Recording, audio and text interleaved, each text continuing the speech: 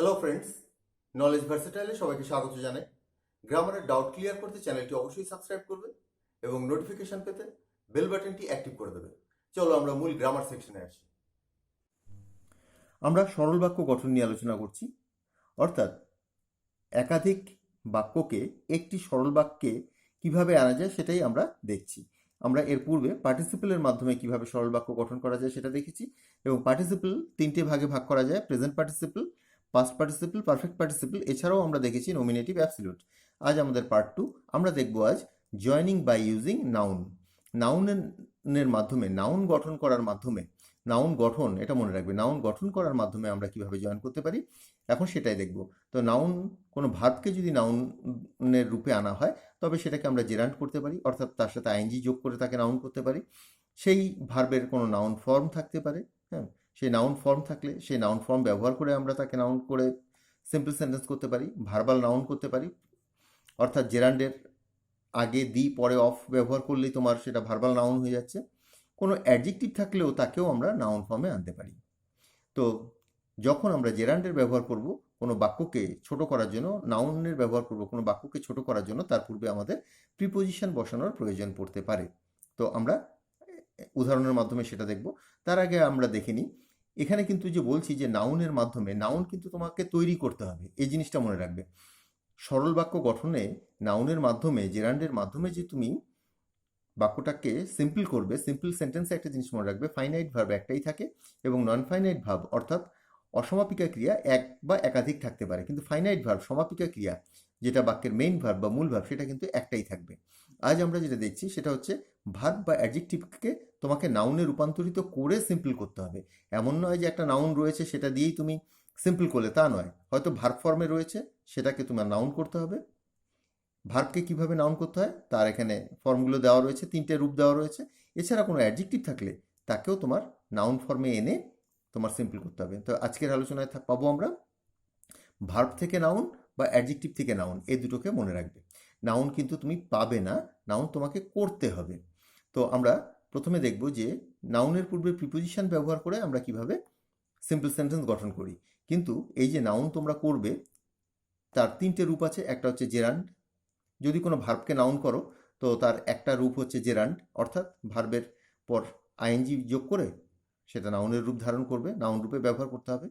Verbal noun verb plus আইএনজির সাথে, এই যে দেখো ভার্ব V1, ভার্ব প্লাস আইএনজির সাথে আগে দি পরে অফ। যেমন ধরো এখানে রয়েছে দ্য রিডিং অফ, দেখো এখানে হাইলাইট করা রয়েছে দি, রিডের সাথে আইএনজি, অফ, এটা হচ্ছে তোমার ভার্বাল নাউন। এছাড়াও কোনো ভার্বের সাথে সাফিক্স, তোমার কোনো ভার্বের, যে কোনো ভার্বের তার যে নাউন ফর্মটা রয়েছে সেই ফর্মটাকে ইউজ করতে পারো। বেশিরভাগ ক্ষেত্রে সাফিক্স, অর্থাৎ কোনো শব্দের শেষে কিছু শব্দাংশ জুড়ে একটা নতুন শব্দ যখন গঠন করে তখন তাকে, সেই অংশটাকে সাফিক্স বলে। আর যদি পূর্বে কিছু কোনো শব্দাংশ জোড়ে তবে তাকে বলে প্রেফিক্স। তো ভার্বের পর কোনো সাফিক্স যোগ করে তোমরা নতুন নাউন তৈরি করতে পারো। যেমন রিফিউজ, প্রত্যাখ্যান করা, ওর সাথে এল যোগ করে রিফিউজাল, প্রত্যাখ্যান, প্রত্যাখ্যান করা, প্রত্যাখ্যান। অ্যাকসেপ্ট, গ্রহণ করা, ওর সাথে টেন্স যোগ করে, এন্স যোগ করে অ্যাকসেপ্টেন্স। জাজ, বিচার করা, ওর সাথে তুমি মেন্ট যোগ করে দিলে জাজমেন্ট, বিচার। তো দেখলে এখানটা যে ভার্বগুলোকে কিভাবে নাউন করা হলো সাফিক্স ব্যবহার করে। তো এইভাবে তোমাদের কিন্তু সিম্পল করতে গেলে তোমাদের যে ভার্ব থাক বা অ্যাডজেক্টিভ থাক, ভার্ব থাক বা অ্যাডজেক্টিভ থাক, তাকে তোমার নাউন করে তবে তোমার সিম্পল করতে হবে। এবার দেখো পুওর, পুওরটা হচ্ছে তোমার অ্যাডজেক্টিভ, তাকে করলাম পোভার্টি, পোভার্টি হচ্ছে তোমার নাউন। অনেস্টি, সৎ, সরি, অনেস্ট, সৎ, অনেস্টি, সততা। এখানে দেখলে যে অ্যাডজেক্টিভ থেকে নাউন হলো দুটো ক্ষেত্রেই। এরকম অ্যাডজেক্টিভ থেকে তোমাকে নাউন করতে হবে, সেইভাবে তোমরা সিম্পল সেন্টেন্সে গঠন করবে। এবার আমরা প্র্যাকটিক্যাল ইউজে আসছি। My father served for 30 years, আমার বাবা 30 বছর ধরে চাকরি করেছে। হি টুক রিটায়ারমেন্ট, সে অবসর নিয়েছে। এবার দুটো বাক্য রয়েছে, এখানে তোমরা বলতে পারো 30 বছর চাকরি করার পর আমার বাবা রিটায়ারমেন্ট নিয়েছিল। এখানে একটা ভার্ব রয়েছে সার্ভ, এই ভার্বটাকে তোমার নাউন করতে হবে।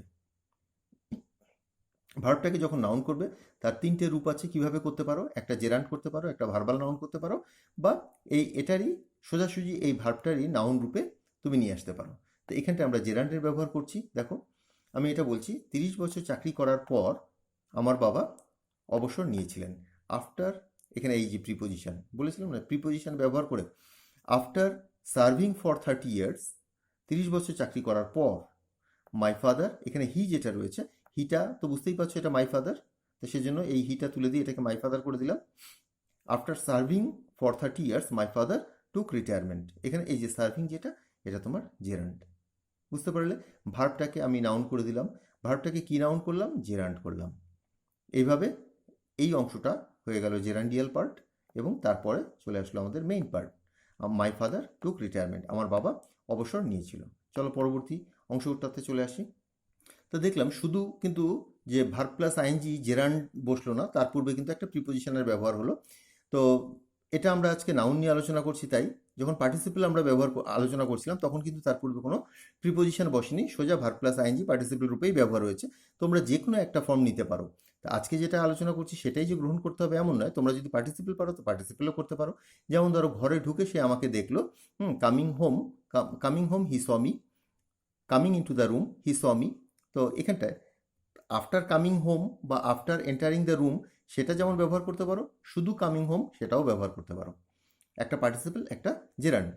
এবার আসি আমি, হি ওয়াজ অনেস্ট, সে সৎ ছিল। হি ওয়াজ চিটেড, তাকে প্রতারণা করা হয়েছে।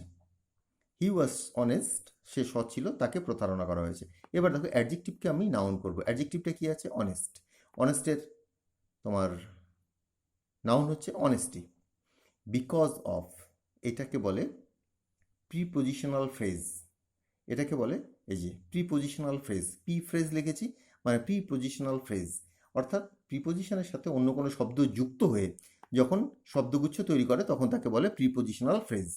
বিকজ অফ হিজ অনেস্টি, তার সততার কারণে, বিকজ অফ মানে কারণে, because of his honesty he was cheated, তাকে তাকে প্রতারণা করা হয়েছে। তার সততার জন্যই তাকে প্রতারণা করা হয়েছে। হয়তো সৎ হয়ে কাউকে বিশ্বাস করে ফেলেছে, সৎ মানুষ বিশ্বাস করেছে, কিন্তু সে তার সাথে প্রতারণা করেছে। তো বিকজ অফ হিজ অনেস্টি, এখানে হি ওয়াজ অনেস্ট একটা সেপারেট সেন্টেন্স ছিল, তো এখানটায় বিকজ অফ এটা হচ্ছে প্রিপোজিশনাল ফ্রেজ ব্যবহার করে, এবং এখানে অনেস্টটাকে অনেস্টি করে দিলাম। তার সততার কারণে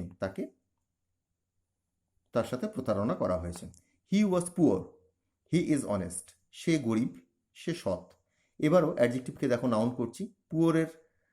পুয়ারটা হচ্ছে অ্যাডজেক্টিভ, এটাকে যদি নাউন করি পোভার্টি হয়ে যাবে, ইতিমধ্যে একবার দেখিয়েছি।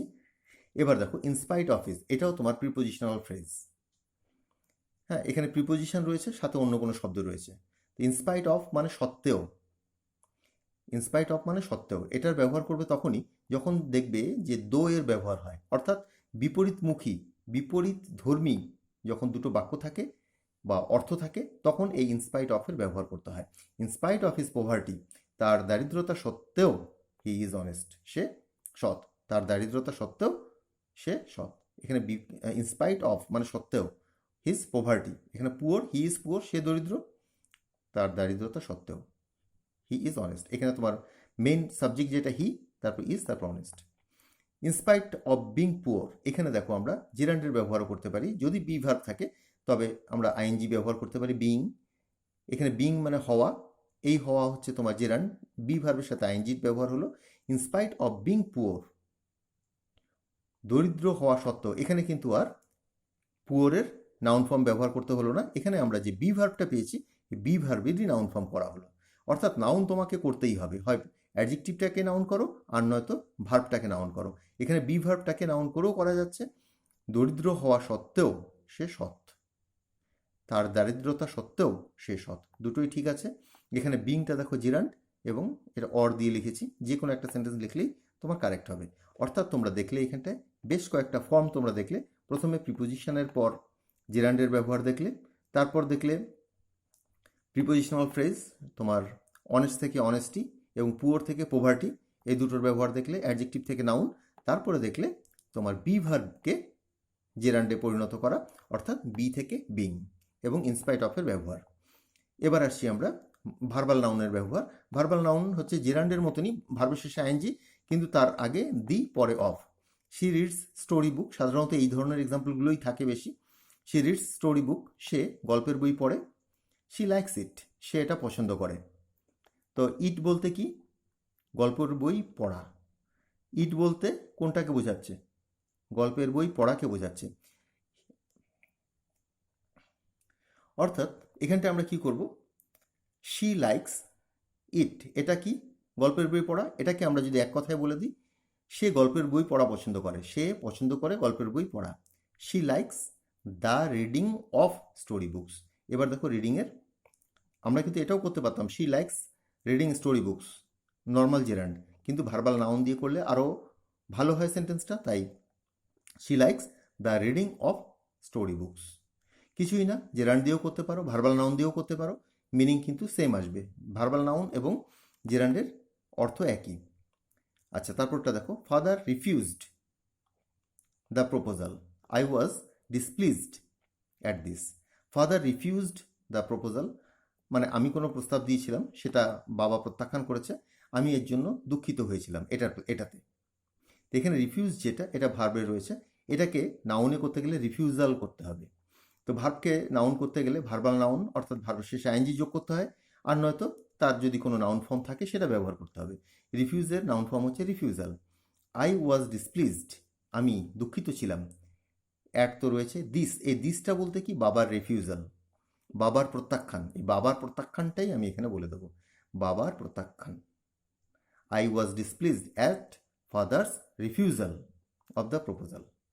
At father's refusal of the proposal, বাবার প্রস্তাবের প্রত্যাখ্যানে আমি দুঃখিত ছিলাম।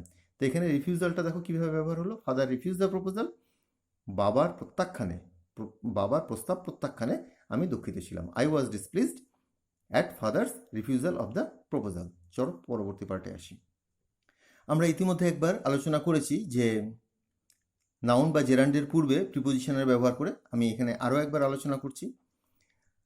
প্রিপোজিশনের ব্যবহার করে, প্রিপোজিশনের ব্যবহার না করেও আমরা করতে পারি, তখন সেটা পার্টিসিপেলের দিকে চলে যাবে। জেরান্ড কথার অর্থ হচ্ছে ভার্ব প্লাস আইএনজি, ইতিমধ্যে একবার বলেছি, এবং নাউনের ব্যবহার হয়। ভার্ব প্লাস আইএনজি যখন নাউনের মতন ব্যবহার হয় তাকে জেরান্ড বলে। আর এটা আমরা আফটার প্রিপোজিশন অর্থাৎ প্রিপোজিশনের পর এর ব্যবহার করে দেখছি। দেখো, তো প্রথম এক্সাম্পলে সেটা নেই, এটা একটা সাধারণ এক্সাম্পল। শি সুইমস, সে সাঁতার কাটে, সে এটাকে পছন্দ করে। He likes it, she likes it. তো এক কথা ইট বলতে কাকে বোঝানো হয়েছে? সাঁতার কাটা। এর আগে যেমন the reading of story books ছিল, তো ইটটার পরিবর্তে আমরা সে সাঁতার কাটা পছন্দ করে এটাকে বলে দিতে পারি। তো সাঁতার কাটা, এখানে সুইম যেটা রয়েছে এটা ভার্ব রয়েছে, শি সুইমস, এটা মেইন ভার্ব হিসাবে রয়েছে। শি লাইকস সুইমিং, এক কথায় বলে দিলাম, শি লাইকস সুইমিং। সুইমের যে জেরান্ডিয়াল নাউন যেটা, সেটা হচ্ছে তোমার সুইমিং। জেরান্ড করলেই তোমার ভার্বের শেষে আইএনজি বসে, তো সুইমটা সুইমিং হয়ে গেল, সে সুইমিং পছন্দ করে। এবার হচ্ছে প্রিপোজিশনের পর যদি ব্যবহার করতে হয় সেটা দেখো, Tom stole my pen, Tom আমার কলমকে চুরি করেছিল। He was punished for that, সেই জন্য তাকে সাজা দেওয়া হয়েছিল। তো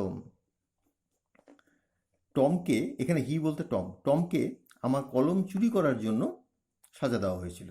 এবার আমরা যেহেতু এখানে জেরান্ডের ব্যবহার করছি, তো চুরি করা, স্টোল এর প্রেজেন্ট ফর্ম স্টিল, তার সাথে আইএনজি লাগালে স্টিলিং হয়ে যাবে। টম ওয়াজ পানিশড, টমকে সাজা দেওয়া হয়েছিল। এখানে ফরটা তুমি পেয়েই যাবে, for stealing my pen. That কি? আমার পেন চুরি করা। টমকে সাজা দেওয়া হয়েছিল, টম ওয়াজ পানিশড, এখানে হি ওয়াজ পানিশডটা তুমি পেয়ে যাচ্ছ, ফর স্টিলিং মাই পেন। তো এখানটায় আজকের আলোচনায় পুরোটাই দেখলে তোমরা যে ভার্বকে নাউন করতে হচ্ছে হয় জেরান্ড করে, ভার্বাল নাউন করে, বা ভার্বের যে নাউন ফর্ম আছে সেটাকে ব্যবহার করে। এছাড়াও আমরা অ্যাডজেক্টিভ থাকলে তারও নাউন ফর্ম করে কিন্তু আমরা এই সিম্পল সেন্টেন্স গঠন করছি। I attended my duties sincerely, আমি কর্তব্যনিষ্ঠার সাথে আমার ডিউটি করেছি, আমার কাজ করেছি। আই সিকিউরড মাই প্রমোশন, আমার পদোন্নতিকে আমি সুনিশ্চিত করেছি। তো এবার একটা করে আরেকটা করেছি, আমি আমার ডিউটি কর্তব্যনিষ্ঠার সাথে পালন করে আমি আমার পদোন্নতিকে সিকিওর করেছি, সুনিশ্চিত করেছি। একটা জিনিস মনে রাখবে যে এইগুলো যখন করছো, এখানে বলছি যে আফটার প্রিপোজিশন করলে তোমার জেরান্ড হচ্ছে। আমরা নাউন নিয়ে আলোচনা করছি তাই এখানে আফটার প্রিপোজিশন বলছি, কিন্তু তুমি আফটার প্রিপোজিশন ব্যবহার না করে সোজা যদি ভার্ব প্লাস আইএনজি ব্যবহার করো তবেও ঠিক আছে, সেটা তোমার পার্টিসিপলে চলে যাবে, এছাড়া আর কিচ্ছু না। অতএব তুমি আফটার প্রিপোজিশন দাও না দাও তোমার সেন্টেন্সটা ঠিক হবে, কিন্তু তোমাদের বুঝতে হবে প্রিপোজিশনটা যদি না দাও তবে সেটা পার্টিসিপেলে চলে যাবে, প্রিপোজিশনটা দিলে সেটা জেরান্ড হবে, এছাড়া আর কিচ্ছু না। তো I attended my duties sincerely, I secured my promotion, I secured my promotion by attending my duties sincerely. আমি আমার পদোন্নতিকে সুনিশ্চিত করেছি, আমি সুনিশ্চিত করেছি আমার পদোন্নতিকে by attending my duties sincerely, আমার যে ডিউটি সেটাকে কর্তব্যনিষ্ঠার সাথে পালন করে। তো তুমি যদি এখানে বাইটা না দাও তবেও সেন্টেন্সটা ঠিক আছে, I secured my promotion attending my duties sincerely. তখন এই বাইটা না থাকলে, প্রিপোজিশনটা না থাকলে এটা পার্টিসিপেল হয়ে যাবে, এছাড়া আর কিচ্ছু না। তো এখানে বাইটা দিলে এটা জেরান্ড হচ্ছে। তো তোমরা সেন্টেন্সটা কিন্তু এই প্রিপোজিশন দাও না দাও সেন্টেন্সটা তোমার ঠিকই থাকছে, কিন্তু তোমাদের মনে রাখতে হবে যদি প্রিপোজিশনের পর ব্যবহার করো তবে তোমার সেটা নাউন ফর্মে থাকছে, এই যে এটা তোমার জেরান্ড নাউন, জেরান্ডিয়াল নাউন হচ্ছে, আর এই প্রিপোজিশনটা না থাকলে তোমার পার্টিসিপেল হচ্ছে। তা আজকের আলোচনায় তোমরা দেখলে যে নাউন ব্যবহার করে, অর্থাৎ নাউন ব্যবহার নয়, এটা হচ্ছে মূলত ভার্ব থেকে নাউন বা অ্যাডজেক্টিভ থেকে নাউন করে তুমি কিভাবে দুটো বাক্যকে একসাথে জুড়ে সিম্পল সেন্টেন্স গঠন করলে। তো আজকের আলোচনাটা এখানেই শেষ করছি, পরবর্তী আলোচনায় আবার যোগ দেব। আমাদের এই সরল বাক্য গঠনের আরও কয়েকটা পার্ট হবে, খুবই মনোযোগ সহকারে দেখবে, কারণ এগুলো একটু জটিল, মানে বাক্যটা সরল কিন্তু এই পদ্ধতিটা জটিল। অনেকগুলো পদ্ধতিকে ভালো মতন যদি জানা না থাকে তবে করতে অসুবিধা হয়, কোন পদ্ধতি তুমি অবলম্বন করবে সেটা তোমাদের জানতে হবে। তো সকলে ভালো থেকো, পরবর্তী আলোচনায় আবার যোগ দেবো। আমার পূর্ববর্তী ভিডিওর কিছু লিঙ্ক তোমরা নিচে ডেসক্রিপশনে পেয়ে যাবে, সেখান থেকে দেখে নিও। বাই।